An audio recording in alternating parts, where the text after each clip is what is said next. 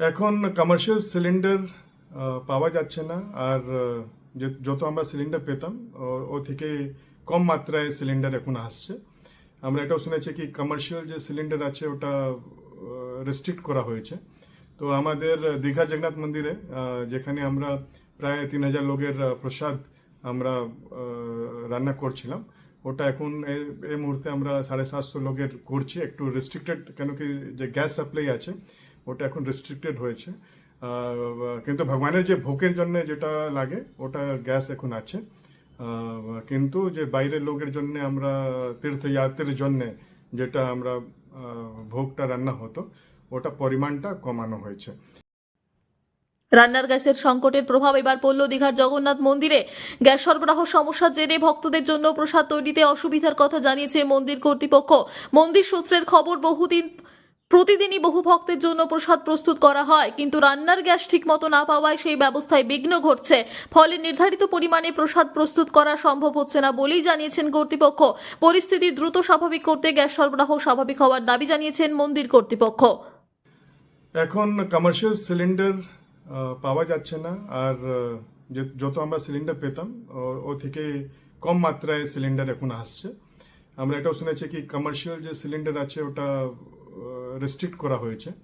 তো আমাদের দীঘা জগন্নাথ মন্দিরে যেখানে আমরা প্রায় 3000 লোকের প্রসাদ আমরা রান্না করছিলাম, ওটা এখন এই মুহূর্তে আমরা 750 লোকের করছি। একটু রেস্ট্রিক্টেড, কেন কি যে গ্যাস সাপ্লাই আছে ওটা এখন রেস্ট্রিক্টেড হয়েছে।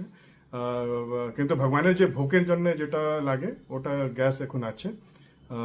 কিন্তু যে বাইরের লোকের জন্য আমরা তীর্থযাত্রীর জন্য যেটা আমরা ভোগটা রান্না হতো ওটা পরিমাণটা কমানো হয়েছে। আমাদের ইসকন কলকাতাতেও আমরা অনেক স্টেপ নিয়েছি। এখন এলপিজি সংকট যেটা হচ্ছে, সেই জন্য আমরা এখন আমাদের যে সাধু সন্ন্যাসী থাকে ওদের জন্য খিচুড়ি রান্না করা হচ্ছে।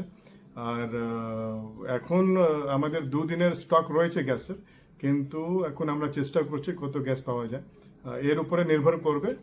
আর যদি আর কিছু কমাতে হবে তাহলে কমাতে হবে, কিন্তু মেন আমাদের আছে ভগবানের যেটা ভোগ রান্না করা হয় ওটা সুচারুরূপে চললে বাকি সব যেটা আমাদের অ্যাক্টিভিটিস আছে। আমাদের ইসকন ফাউন্ডার আছে শিলা প্রভুপাদ, উনি আমাদেরকে ইনস্ট্রাকশন দিয়েছিলেন কি যত ইসকন মন্দির হবে ওর 10 কিলোমিটার পরিধিতে কেউ খালি পেট না ঘুমায়।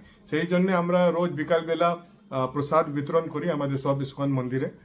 তো ওটা নিয়ে আমরা একটু চিন্তিত রয়েছি, যদি গ্যাস সাপ্লাই না আসলে ওটা বাধিত হতে পারে। কিন্তু আমরা চেষ্টা করছি কি সব কিছু নর্মাল ওয়েতে যদি চলে তাহলে যত পর্যন্ত চলবে আমরা চালাবো। আমরা এটাই প্রার্থনা করি কি যে যুদ্ধটা হচ্ছে এটা তাড়াতাড়ি শেষ হয়ে যায় আর এলপিজি সাপ্লাই এটা নর্মাল হয়ে যায়।